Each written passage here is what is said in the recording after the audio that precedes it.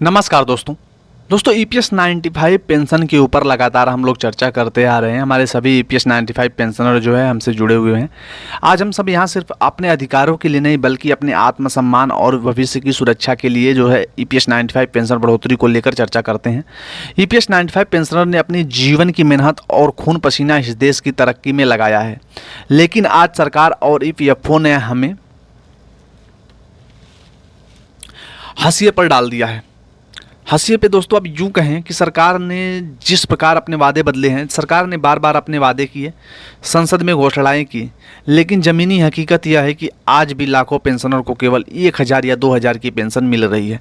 अब दोस्तों यहाँ आपकी जानकारी के लिए बता दूं कि 36 लाख कुछ पॉइंट ऐसे पेंशनर्स हैं जो 1000 से भी कम जो है इस समय पैसा उन लोगों को दिया जा रहा है, जो महंगाई और ज़रूरतों के सामने ऊँट के मुँह में जीरे के समान है।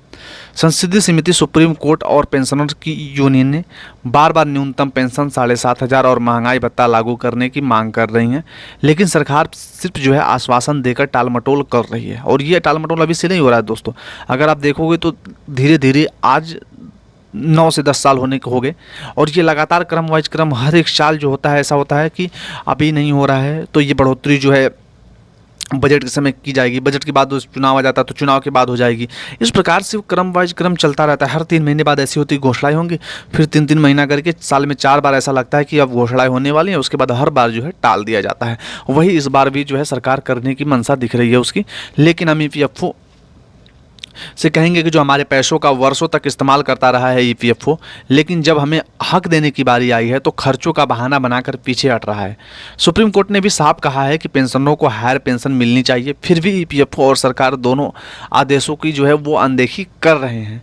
आप देखोगे तो कितना टाइम हो गया इस चीज़ को कहे हुए, लेकिन इसमें कुछ ना कुछ नया निकल कर आता है सामने, और जिससे जो है हमारा जो है पेंशन का मुद्दा हो या हायर पेंशन का मुद्दा हो, ये भटक रहा है कहीं ना कहीं रास्ते से। आप देखोगे तो हम शांतिपूर्ण आंदोलन भी कर रहे हैं, लेकिन सरकार को यह याद रखना चाहिए कि अगर हमारी आवाज़ नहीं सुनी गई तो हम देशव्यापी आंदोलन और आर पार की लड़ाई के लिए मजबूर होंगे। ईपीएस 95 राष्ट्रीय संघर्ष समिति ने सरकार को 15 दिनों का नोटिस दिया है। अगर मांगे नहीं माने गई तो देश भर में आंदोलन जो है वो करना होगा। और दोस्तों ये भी हम बता दें, जो लोग भी देख रहे हैं हमारी मांगे क्या है, हमने सिर्फ साफ सुथरी मांगे की हैं। न्यूनतम पेंशन 7500 रुपये प्रति माह, उस पर महंगाई भत्ता डीए लागू कर दिया जाए। सभी ईपीएस 95 पेंशनरों को मुफ्त चिकित्सा सुविधा जो है वो दी जाए। सुप्रीम कोर्ट के आदेशों को तत्काल जो है वो पालन किया जाए, जो सुप्रीम कोर्ट ने कहा है।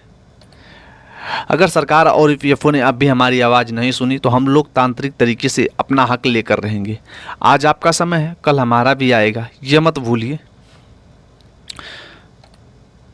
जब तक हमें हमारा हक नहीं मिलता तब तक संघर्ष जो है वो जारी रहेगा। आप सभी जागरूक रहें और एकजुट रहें, एनएससी को मजबूत करें, और हमारी एकता ही हमारी सबसे बड़ी ताकत है। ईपीएस 95 पेंशनरों के लिए मैं बार बार यही चीज़ कहता हूँ कि हमारी एकता ही हमारी सबसे बड़ी ताकत है, और आने वाले समय में हम कुछ ऐसा ज़रूर करेंगे कि हम अपना पैसा तो हक लेकर रहेंगे। भले दोस्तों समय लग रहा है, बहुत सारे हमारे साथी जो है इस समय जो है इस लड़ाई को शुरू किए थे, शायद वो अब हमारे साथ है भी नहीं, तो क्या उनके जो है उन लोगों की लड़ाई को हम बेकार ऐसे जाने दें? 10 साल से लड़ाई लड़ रहे हैं, तो अब जो हमारी निर्णायक लड़ाई हमारे सामने खड़ी है, आर या पार की लड़ाई हमें करनी है, तो हम पीछे हट जाएं, हम हाथ पे हाथ रख के बैठ जाएं? बिल्कुल नहीं दोस्तों। आने वाली पीढ़ी के लिए हमें लड़ाई लड़नी होगी, हमारे बच्चों के लिए लड़ाई लड़नी होगी, क्योंकि ईपीएस 95 पेंशन कोई छोटा मुद्दा है क्या? 78 लाख पेंशनर इस समय है, 7 करोड़ से ज़्यादा ईपीएफ में भुगतान करने वाले लोग हैं।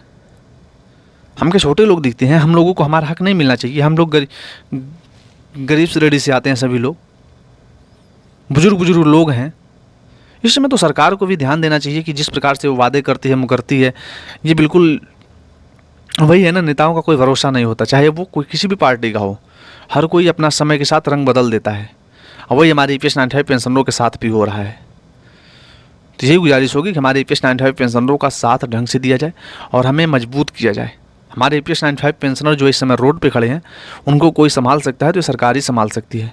बाकी देखना होगा दोस्तों, आप लोग इसी तरह से प्रक्रिया में बने रहिए। जल्द ही कोई नया अपडेट इस पर लेकर हम आएंगे। चलिए दोस्तों, मिलते हैं नए वीडियो में, तब तक के लिए थैंक यू।